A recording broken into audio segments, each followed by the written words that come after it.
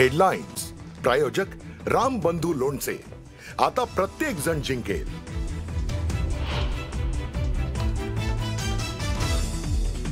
शिंदेच्या नाराजीनंतरही केंद्रीय नेतृत्व रवींद्र चव्हाणांच्या पाठीशी। आरोप प्रत्यारोप होतच राहतील, पक्ष बांधणीचं काम सुरू ठेवा। महायुतीच्या नाराजीनंतर केंद्रीय नेतृत्वाच्या सूचना, सूत्रांची माहिती।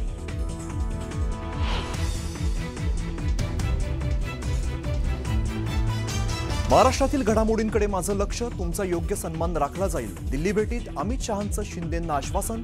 वरिष्ठ सूत्रांची न्यूज 18 लोकमतला माहिती।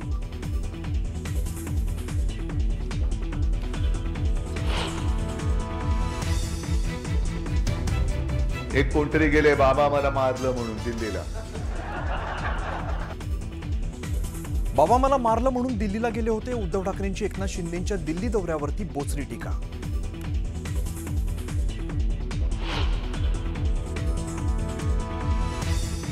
मित्रपक्षातील संभाव्य पक्षप्रवेश थांबवा, शिंदेंचे सेनेच्या मंत्री आणि पदाधिकाऱ्यांना आदेश।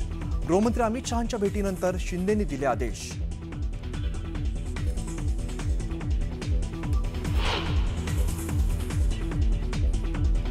जामनेरमध्ये गिरीश महाजनांच्या पत्नी नगराध्यक्षपदी, इतर उमेदवारांनी अर्ज मागे घेतल्याने साधना महाजनांची बिनविरोध निवड।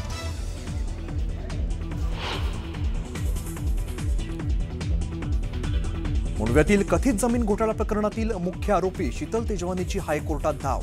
चुकीचे गुन्हे दाखल केल्याचा तेजवानीचा दावा, एफआयआर रद्द करण्याची मागणी।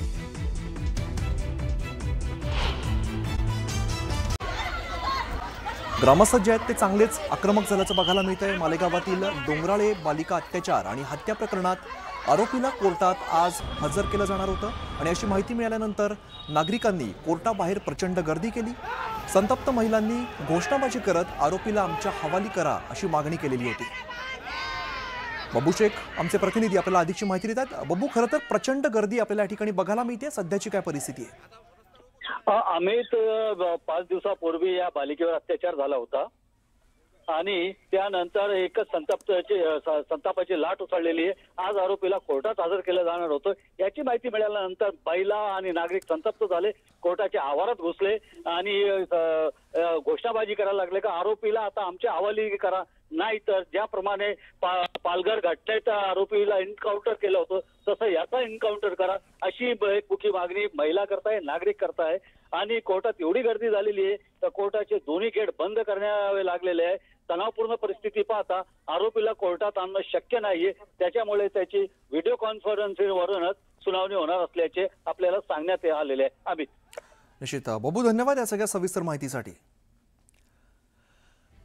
तर आरोपीला कोर्टात हजर करण्यात येतं हे समजताच नागरिकांनी प्रचंड गर्दी केली। कोर्टाबाहेर सगळे नागरिक जे आहेत ते चांगलेच संतप्त झाल्याचं बघायला मिळालं।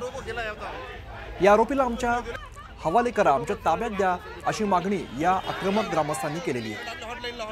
मालेगावातील डोंगराळे अत्याचार आणि हत्या प्रकरणात आरोपीला कोर्टात हजर केलं जाणार अशी माहिती कळताच लगेचच हे नागरिक जे ते चांगलेच आक्रमक झाले। मालेगाव इकडे एका चिमुकलीवरती अत्याचार करून तिची हत्या केल्याची घटना ही संतापजनक आणि माणुसकीला काळीमा फासणारी आहे। हे प्रकरण फास्ट ट्रॅक कोर्टात चालवून या प्रकरणातील आरोपींना कठोर शिक्षा झाली पाहिजे। राज्यात वारंवार घडणाऱ्या अशा घटनांना आळा घालण्यासाठी राज्यात तात्काळ शक्ती कायदा लागू करावा ही विनंती, अशा पद्धतीचं ट्विट रोहित पवार यांनी केलेलं आहे। त्यावरती प्रतिक्रिया येताना सुद्धा दिसत आहेत। रोहित पवार यांनी ट्विट केलेलं आहे, या चिमुकलीवरती अत्याचार झाला, तिची हत्या झाली, ही घटना संतापजनक असल्याचा उल्लेख केला आहे। माणुसकीला काळीमा फासणारी घटना आहे। फास्ट ट्रॅक कोर्टामध्ये प्रकरण चालवावं आणि या प्रकरणातील आरोपींना कठोरात कठोर शिक्षा झाली पाहिजे। राज्यात वारंवार घडणाऱ्या अशा घटनांना आळा घालण्यासाठी राज्यात तात्काळ शक्ती कायदा लागू करा अशी विनंती सुद्धा या ट्विटच्या माध्यमातून रोहित पवार यांनी केली आहे।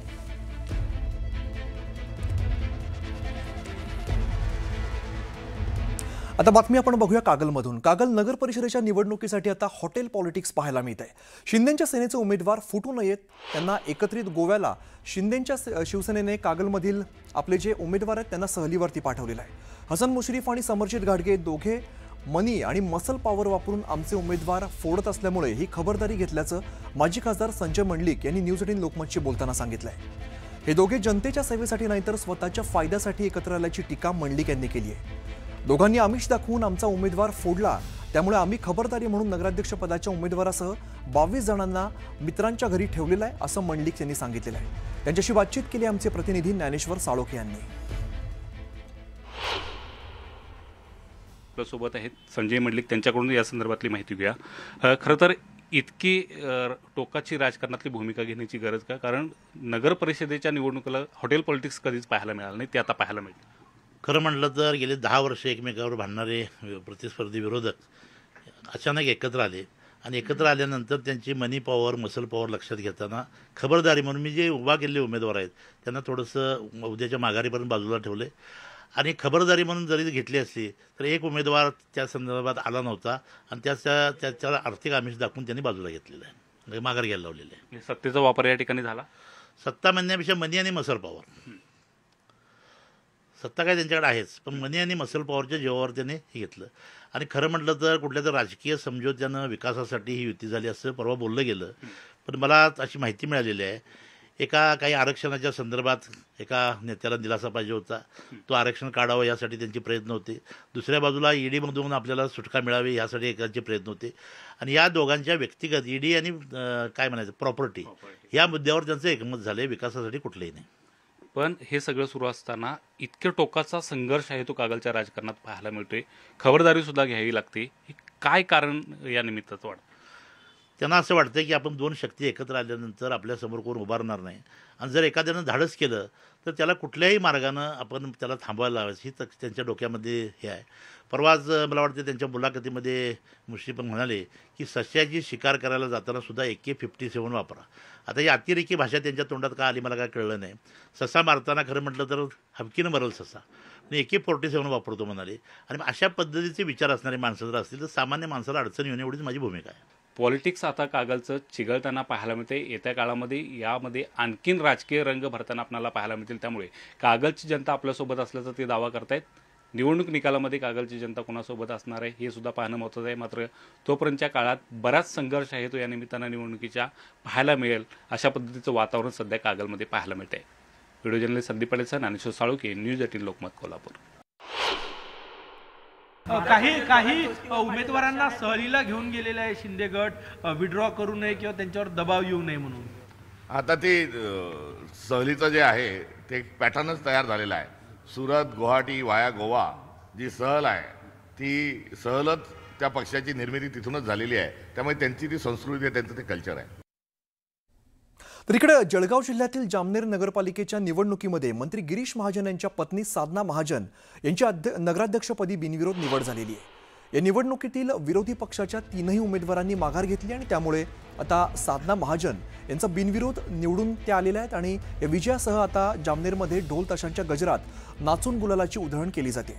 या विजयानंतर मंत्री गिरीश महाजन यांनी केलेल्या विकासावर तसंच नेतृत्वावर देखील मतदारांनी विश्वास ठेवला, असं तिथल्या भाजप पदाधिकाऱ्यांनी सांगितलंय.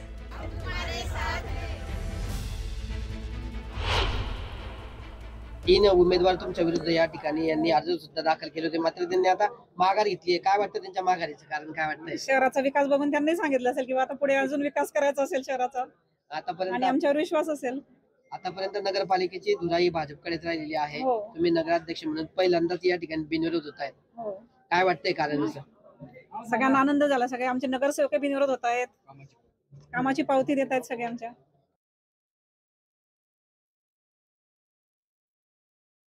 कार्यकर्ते पदाधिकारी फोडाफोडीची चर्चा सुरू असताना हिंगोलीमध्ये शिवसेनेचे आमदार संतोष बांगर यांनी भाजपाला धक्का दिलाय.